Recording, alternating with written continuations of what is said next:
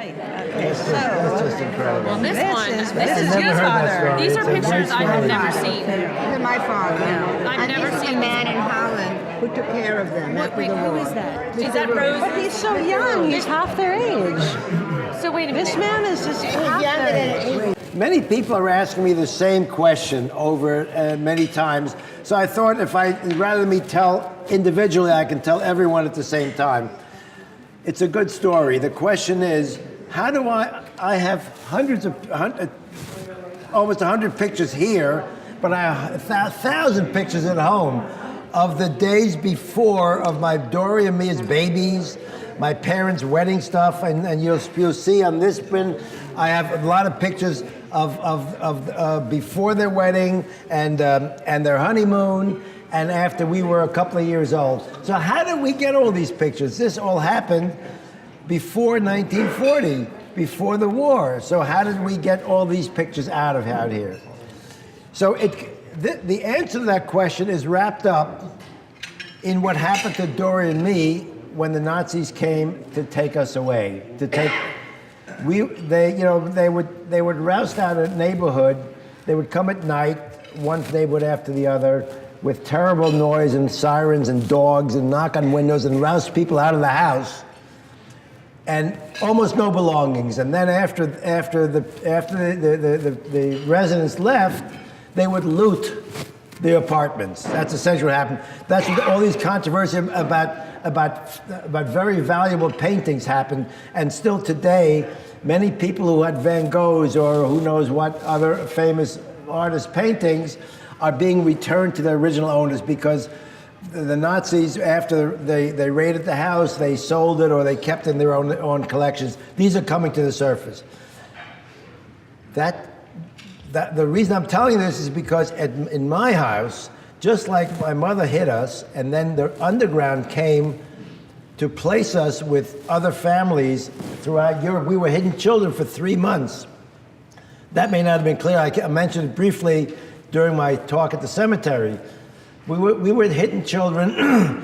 The way that it worked was, my mother, when it was obvious that they were going to come neighborhood by neighborhood, she made arrangements to hide us within the apartment someplace. And she told the underground where her valuables were.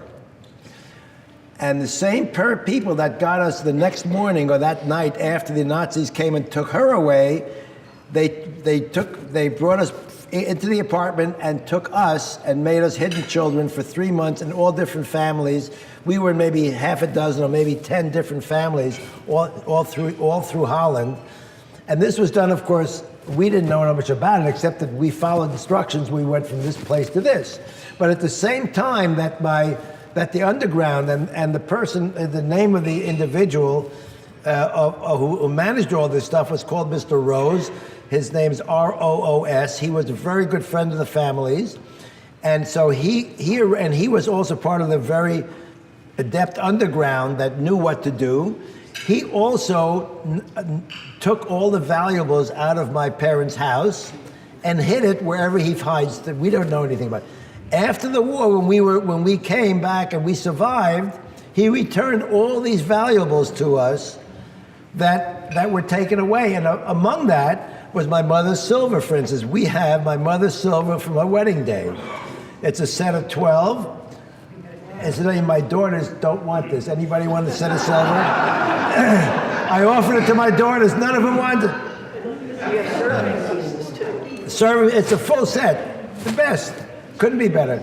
Anyway, also boxes of pictures. Yeah, other people have that problem. My mother's jewelry. We have that.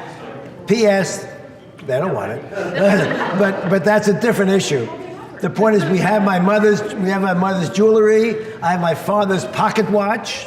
Is among the things that I have. We have tons of memorabilia stuff, but the pictures is what I'm mainly talking about now. Comes from the same attempt. The point is, everything was saved.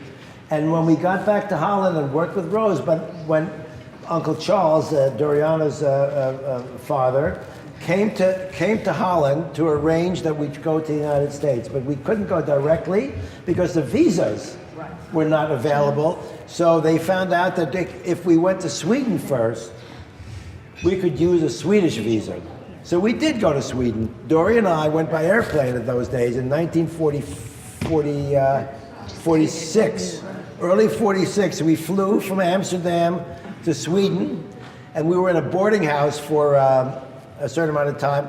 But they hired a law firm to hold on to all our belongings, a law firm of Mr. Triples. And Mr. Triples,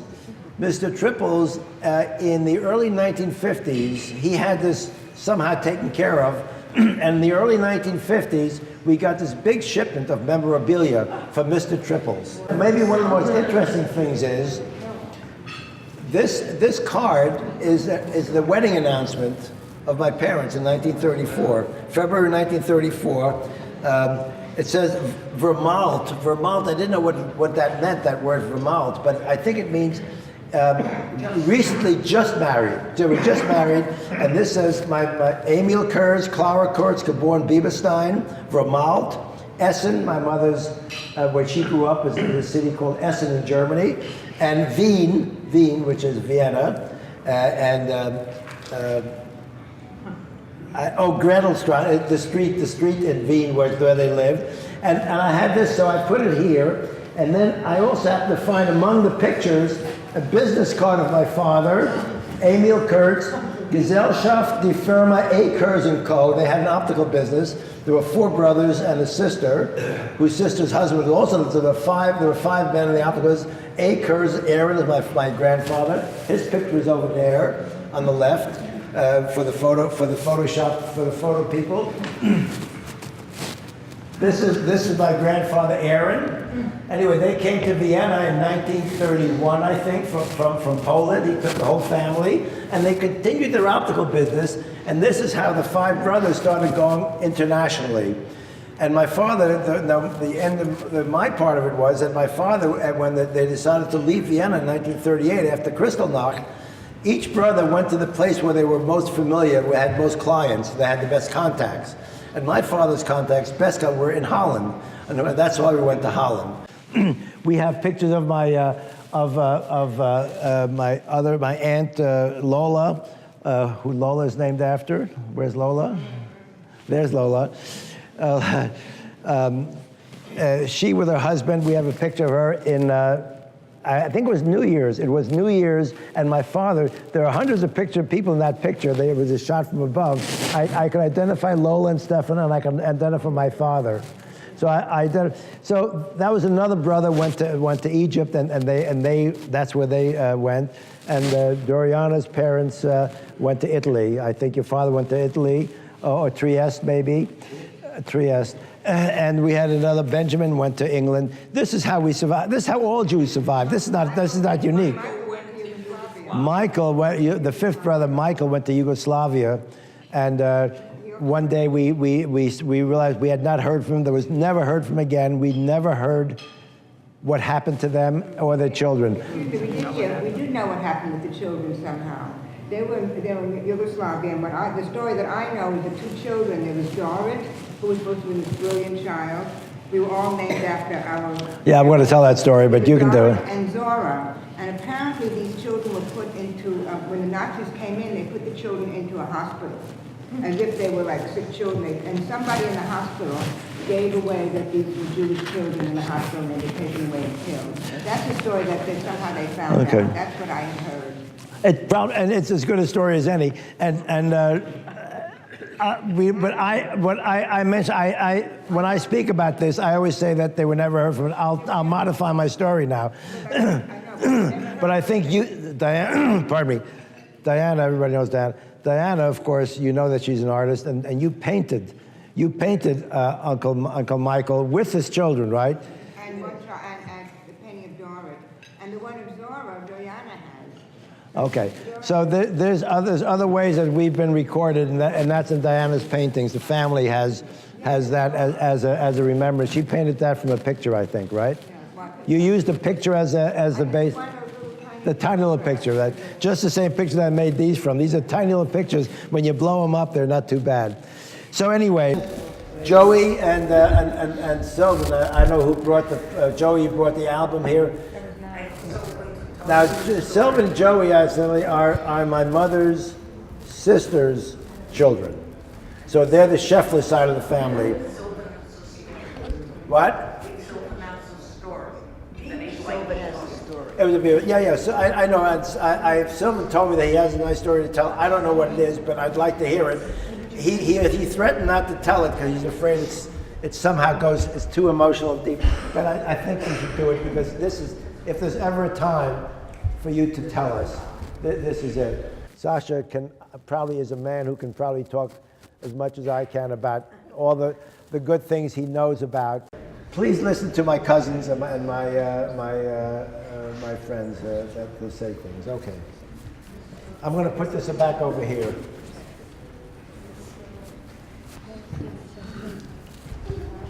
So much of our, Joey and our early lives were interconnected that I think your mother, I might be, certainly besides you, I know she came to visit, she came to see me when I was born. So I'm one of the people who could say that. She came to New York. No. I'm born in Belgium, right? Oh, he's Belgium. I'm born in Belgium, and so I know she was there. I don't know, I don't remember it obviously, but I have, I've heard it over the years that that was the case. And those two sisters were very close.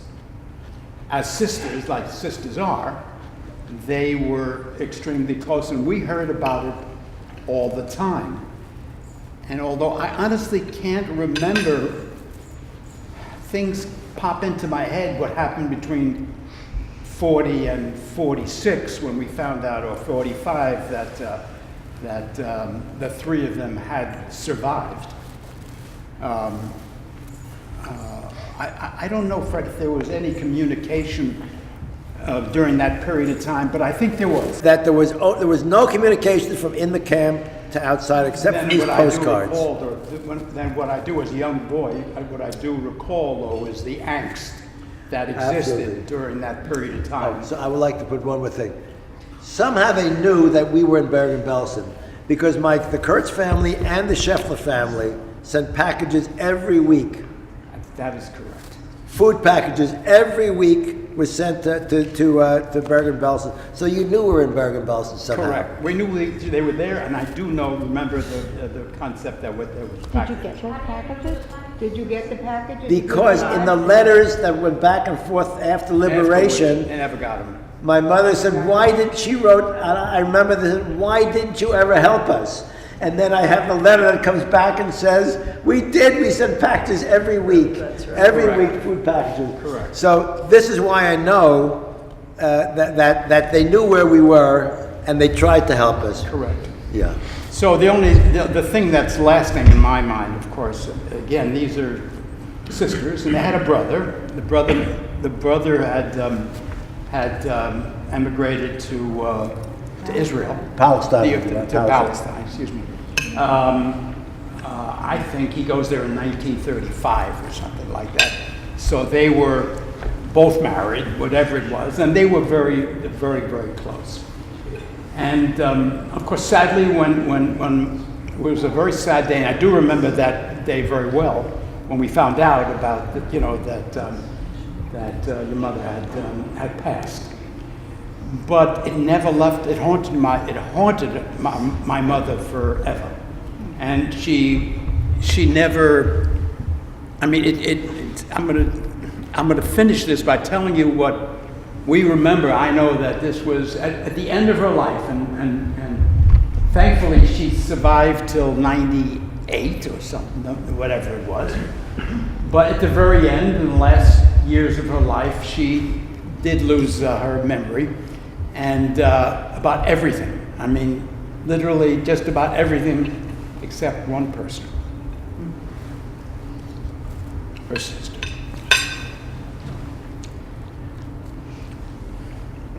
And every night, we had a woman who worked for us, and worked for, and stayed with her, and every night she would go to the window,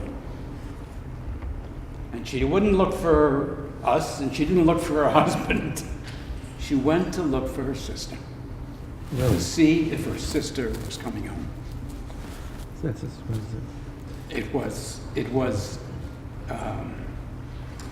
Tragic and sad. It was beautiful but sad, but that was what she remembered most of all. Thank you, Fred. Well, because I'm the oldest person here, I'm the one who remembers Tante Claire, physically. So we were living in Italy, but we went to Vienna every 2 years or so. And when in '34 we heard that Uncle Emil had married, we went to Vienna, and that's when I saw the first time Aunt Clara. I was about 6.5, 7 years old at the time. And of course, at that time, grown-ups did not pay particular attention or speak to children. Louder, yes. Can you hear me? Now, yes. All right. So we went to Vienna and I met her, and I have never in my life seen a smile like the smile that Clara had. It was radiant, contagious, life-giving, really. I mean, that's why I wanted you to see the picture of her wedding, which shows really what she looked like and how she smiled. And with the smile came a very kind and gentle and happy making other people disposition.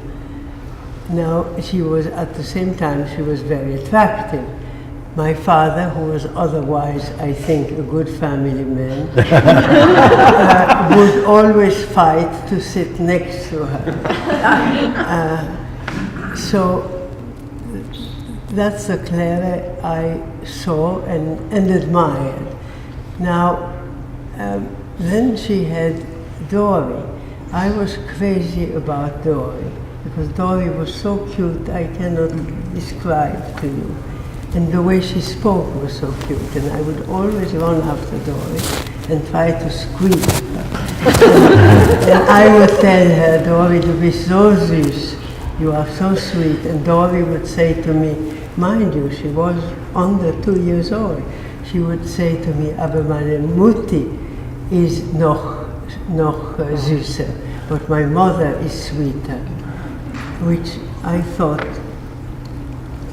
was unforgettable. And so then you hear, when I saw Dory after the war, I was telling her how dazzled I had been by her mother's personality and smile.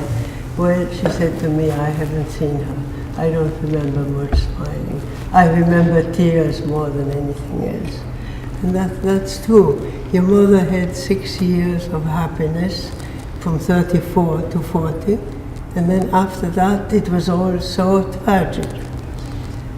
That's true. So tragic. Now, I remember she took me, she wanted to go, well, we were summering in a place called Abbazia. And the aunts came. Leah came, and Lola came from Egypt, and Clara came. And Loud again, please, louder. Yes, and she wanted to go to Venice, and she took me to Venice. And she was, I don't remember much of Venice. I just remember how she spoiled me and how very nice she was. And unfortunately, that was the last time I saw her. And after that, I became very, very close to Dory. And we would speak sometimes about her mother and those years. And it seems both like yesterday and another life, this whole episode of those terrible, hellish years. And that's all I can tell you, except that she was a very, very special person, Claire, in her kindness, in her gentleness, in that smile that just gave joy to everybody. And I wish I could tell you more, but I was too young to share more of her life. In the Kurz family, it somehow turned out there were a lot of girls in my generation and only one boy. So I was the beneficiary, a lot of latent need to connect with a male for Freddie. And frankly, I'm the beneficiary of all of that education, because it is true.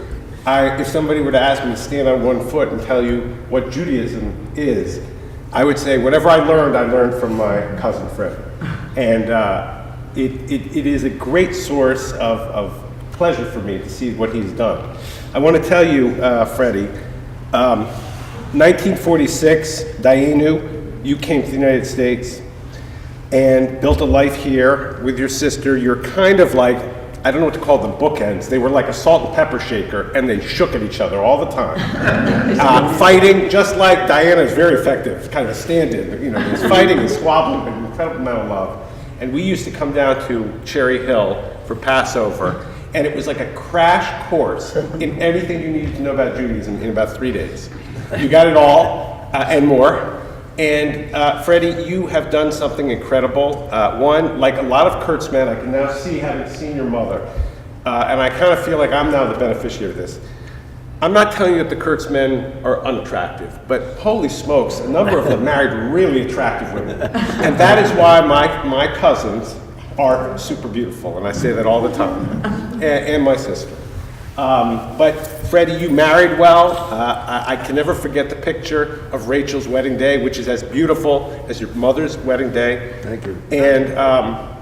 And you built a life here, and you not only built a life, you transmitted, and I want to just build on what Caroline said, you are the living bridge between the world that my mother and you and Diana and Vivian know about and the world of our grandchildren. And the only reason that we feel so connected, and when you snap your fingers, sort of, and command everybody to reassemble, we come, because you have made it clear to all of us how important family is, and you've done that without the benefit of a mother and father throughout your entire life. You did have Uncle Benjamin and Aunt Leah, another knockout beauty, who married into the family and enhanced the line.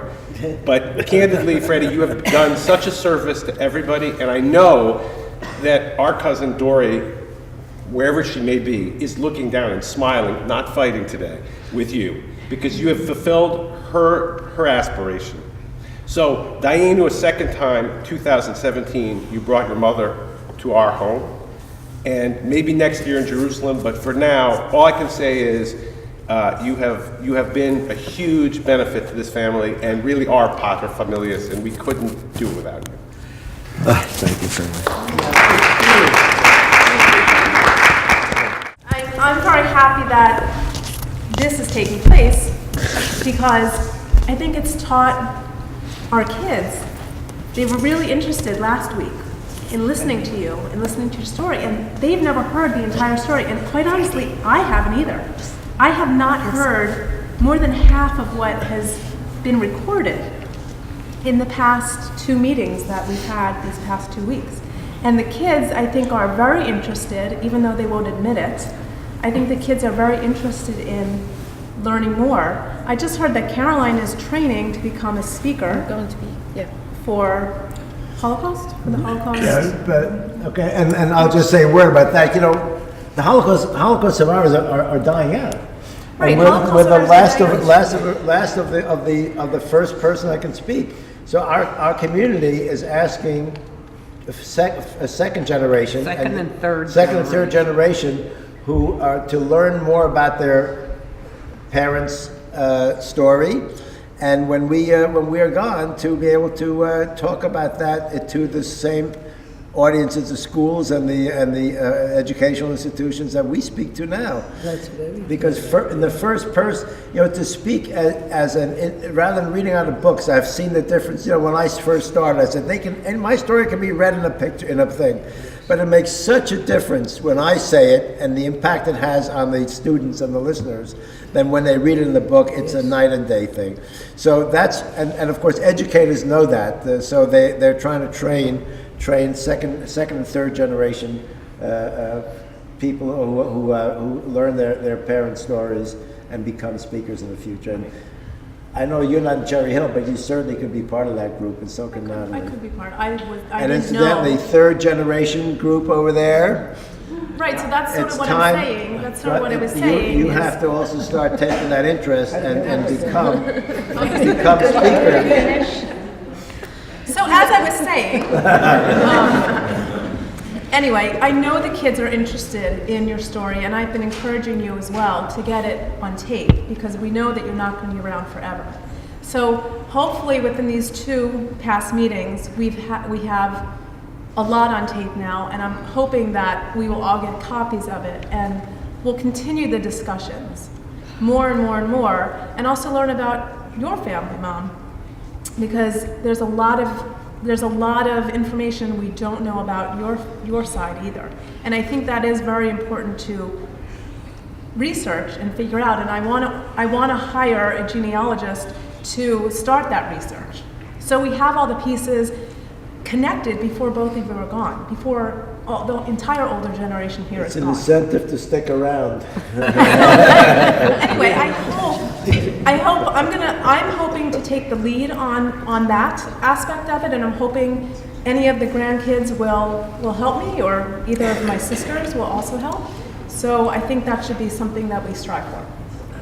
Good. All I want to say. Thank you for So that, if you Sonia. want to say anything, kids, Was that with that? I know it's important because, like, we need to know what happened in the Holocaust. Let me ask you something. Do you learn it in school? Do you learn about the Holocaust in school? Or do have any of you? Yeah. I did this year. Once you're in Holocaust 11th seminar. grade, you can take a class on it. Oh, there's a class on You can take it next year. No, I tried. They said I couldn't take it. Oh, really? Well, I guess not. I just wanted to share, particularly for the young Kurz children. Say your name. I'm Deanie Atkinson, a friend of Rachel and Fred's, and I worked at a school for special needs kids in New Jersey, and our children tended to be very spoiled and thought that they were the world and the world was them.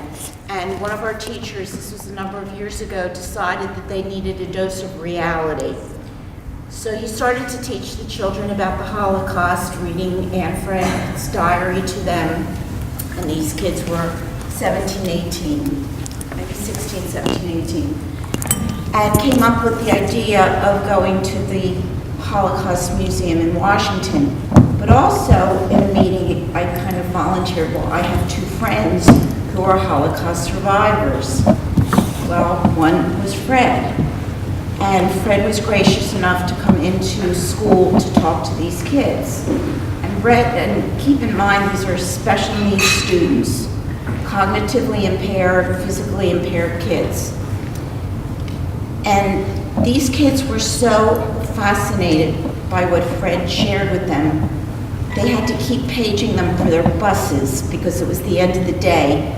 The kids didn't want to leave because they wanted him to keep talking, and they almost missed their buses going home. That Fred had such a tremendous impact on them and their lives.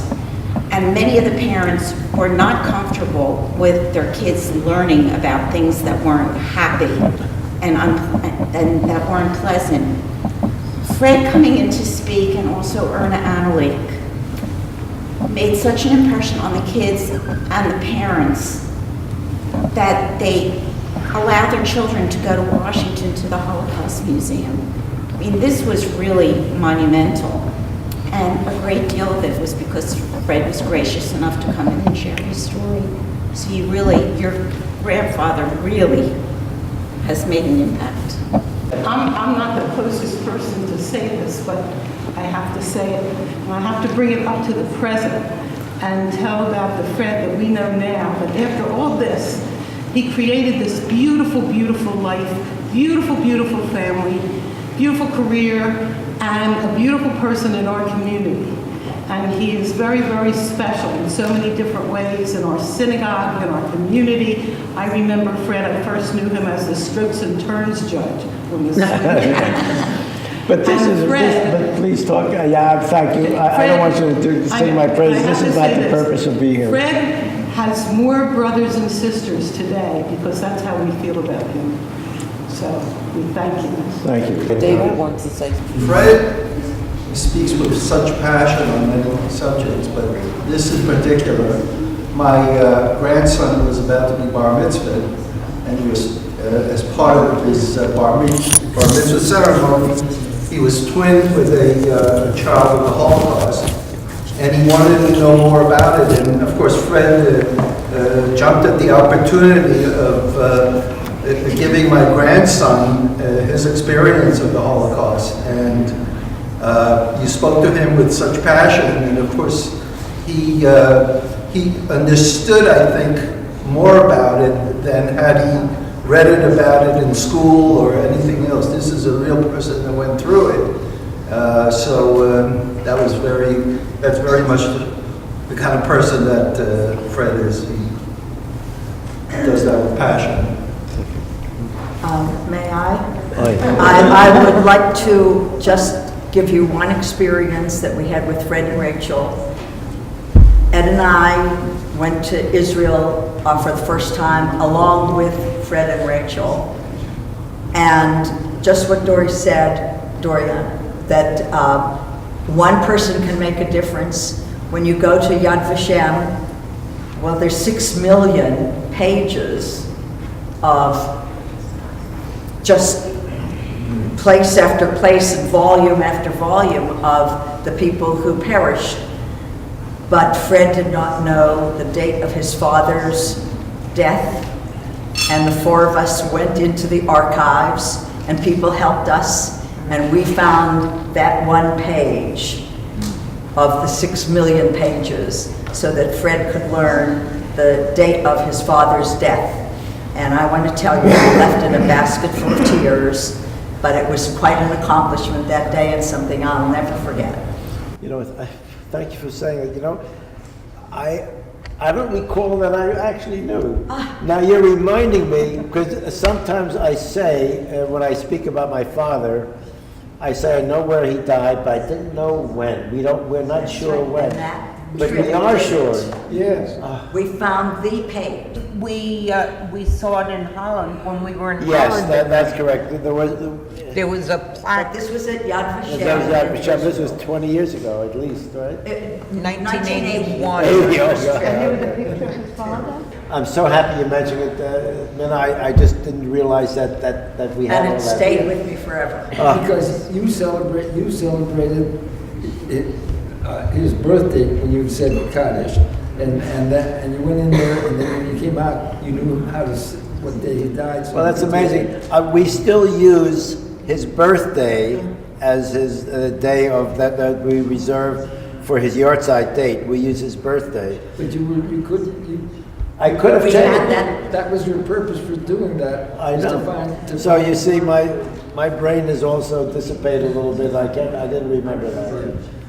And now you're going to have to recuperate from all this praise. No, but this is one that I really truly value so much, because everybody here means so much to me and has meant so much to the family, and I think it's very good for its catharsis in some ways.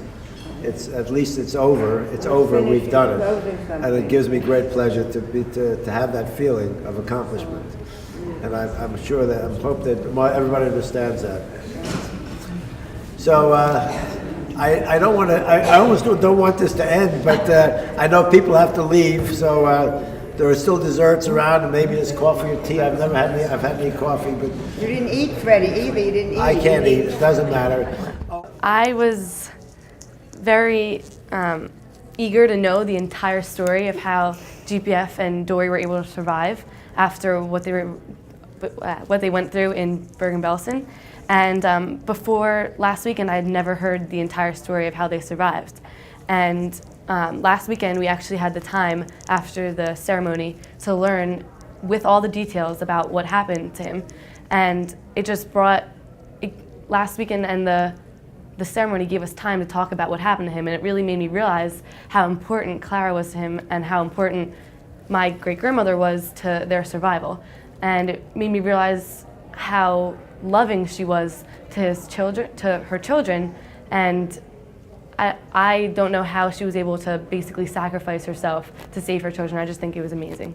Yeah, I mean, it's really important that how important Clara was to GPF and Dory. And like, I think it's just really amazing how like our whole family came together today and like really showed how much we mean to each other and like how important family is and like how much we have to care for each other, like Clara cared for GPF and Dory. Yeah. Clara is our great-grandmother, so her mom is my mom's older sister. So our parents are GPF's daughters, and GPF is Clara's son. So that makes us our great-grandmother. Our right? great-grandmother. Yeah. So GPF, he was younger than me. He was half my age. I'm 14. He was 7 and 8 in the camp, and even like hiding out. He was like 7 years old. And I'm 14. I can't even imagine going through what he went through, especially since he was that young. And his mother caring for these little 7 and 8-year-old children, or 8 and 9-year-old children, in this humongous concentration camp where all of this death was going on. I can't even imagine being in that experience. In being in that camp, I can never even imagine it. I don't know how he was able to survive through that. Yeah, same. I completely, I 100% agree with that. Like, I don't know how I'd comprehend, what was going on. Probably just, break down if I was in that situation. I don't know what I'd do. This event has brought all of our family together, and it's family that I really never met more than once, and I'm not really sure how we're related to all of them, so we thought it'd be a good idea to make a family tree. Yeah, and this event has made us think about, who our family is and how they're related to us. So it brought together our family. That's GPF and Dory, they were in the newspaper. Right. That's what we got. It's like GPF, I think that's him. That is GPF. That is GPF? And it yeah, looks he like looks so Eric. young, they look so much different.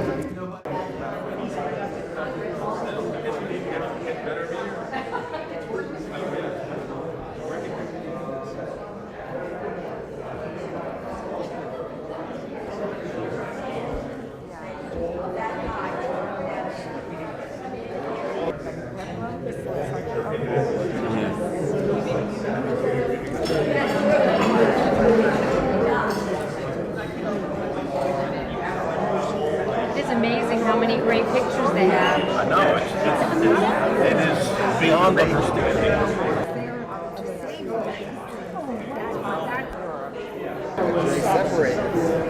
So apparently I look like that when I was younger. I could see it with her.